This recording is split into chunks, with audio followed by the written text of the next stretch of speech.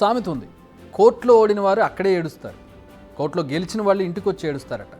మామూలుగా కోర్టుల గురించి ఆలోచిస్తే ఇలాంటి మాటలే గుర్తొస్తాయి. ఎందుకంటే న్యాయం కోసం కోర్టులో పిటిషన్ వేస్తే ఆ తర్వాత కోర్టు చుట్టూ కచేరీలు చేయాలి, వాయిదాల మీద వాయిదాలు, ఆ తర్వాత తీర్పు, మళ్ళీ ఆ తీర్పు మీద తీర్పులు, ఇలా ఉంటుంది వ్యవహారం. ఇది సామాన్యుడు మాత్రమే కాదు, ఏకంగా supreme court chief justice DY Chandrachud కూడా ఆల్మోస్ట్ ఇలాంటి మాటలే అంటున్నారు. ये मोटर एक्सीडेंट्स मामले जो होते हैं उसमें only the core of the dispute is तनख्वाह कितनी थी, how much was that person earning. Upon the claimed salary hike that the petitioner was seeking through the settlement, the initial increase so far would have been about 8 lakhs. Although the petitioner was entitled to an increase of 8 lakhs, she chose to settle for 5 lakhs in distress.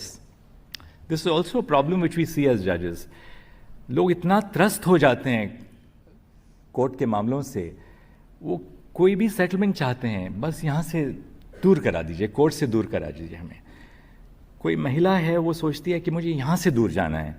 The process is the punishment and that is a cause for concern for all of us as judges. So very often we say no, we will not allow this matter to be settled because a settlement reflects the pre-existing inequalities in society. So as judges we try and say that well, we will not settle it and we'll try and get you a better outcome. So Justice Vikram Nath, upon hearing the respondent's offer of only 1 lakh, Vikram said, I'm not going to accept this settlement. Ultimately, the bench, which was moved by the petitioner's plight, decided to award, with the consent of all parties, 6 lakhs as a lump sum in addition to what was previously awarded in the Lok Adalat. విన్నారుగా, CJ Chandrachud real ఎక్స్పీరియన్స్ను share చేసుకున్నారు. పరిహారం విషయంలో కోర్టుల చుట్టూ తిరిగేందుకు ఓపిక లేక ఓ వ్యక్తి ఎంత వీలైతే అంత ఇప్పించండి అంటూ సెటిల్మెంట్కి వచ్చేసాడట. అంటే కోర్టుల్లో న్యాయం జరుగుతుందనే నమ్మకం లేక ప్రజలు చివరికి ఇలా లోక్ అదాలత్లలో సెటిల్ చేసుకుంటున్నారని చెబుతున్నారు సిజే. ఆయన నోటి నుంచి ఇలాంటి వ్యాఖ్యలు రావడం మామూలు విషయం కాదు. ఎందుకంటే ఆయన సుప్రీంకోర్టు చీఫ్ జస్టిస్. ఆయన ప్రజల్లో కోర్టులపై ఉన్న అభిప్రాయాన్ని ఇది తెలుపుతుంది. అంతేకాదు, కోర్టుల్లో న్యాయం జరగదన్న నమ్మకం ప్రజల్లో పెరుగుతుందన్న భయాన్ని కూడా ఆయన తెలుపుతున్నారు. 75 ఏళ్ల సుప్రీంకోర్టు వారోత్సవాల్లో భాగంగా లోక్ అదాలత్ వీక్ని ఏర్పాటు చేశారు. ఈ మీటింగ్లో మాట్లాడుతూ చీఫ్ జస్టిస్ ఈ వ్యాఖ్యలు చేశారు. నిజానికి కోర్టు అంటేనే సామాన్యుడు భయపడతాడు.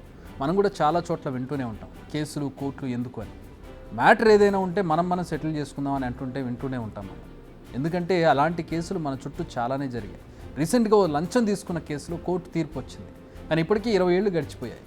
ఆయన ఉద్యోగంలో నుంచి రిటైర్ కూడా అయిపోయాడు. లక్షలు ఖర్చు పెట్టి ఆస్తులు అమ్మించి ఎటూ తేల్చకుండా తరతరాలుగా వాయిదా పడుతున్న కేసులు మనకు కనిపిస్తూనే ఉంటాయి, వినిపిస్తూనే ఉంటాయి. దేశవ్యాప్తంగా కోర్టుల్లో పెండింగ్లో ఉన్న కేసులు ఎన్నో తెలుసా? అక్షరాల 5 కోట్లకు పైగా. ఇది నోటి మాట కాదు, పార్లమెంట్లో కేంద్ర న్యాయశాఖ మంత్రి అర్జున్ రామ్ మేఘ్వాల్ చెప్పిన స్టాటిస్టిక్స్ ఇవి. ఇందులో లాస్ట్ 5 మంత్స్లో ఏకంగా 10,000 కేసులు సుప్రీంకోర్టులో ఫైల్ అయ్యాయి. ప్రస్తుతం సుప్రీంకోర్టులో 84,280 కేసులు పెండింగ్లో ఉన్నాయి. ఇక ఓవరాల్గా జిల్లా సబార్డినేట్ కోర్టులో ఏకంగా 4,53,51,913 కేసులు పెండింగ్లో ఉన్నాయి. ఉత్తరప్రదేశ్లోనే 1,18,00,000 కేసులు పెండింగ్లో ఉన్నాయి. ఇది మన న్యాయశాఖ పరిస్థితి. నిజానికి కోర్టుల సంఖ్య అనుకున్నంత స్థాయిలో పెరగడం లేదు, జడ్జిల సంఖ్య కూడా అంత వేగంగా పెరగడం లేదు. ఈ విషయాలను పక్కన పెడితే కేసులను విచారించడానికి ఒక కాల పరిమితి లేదు.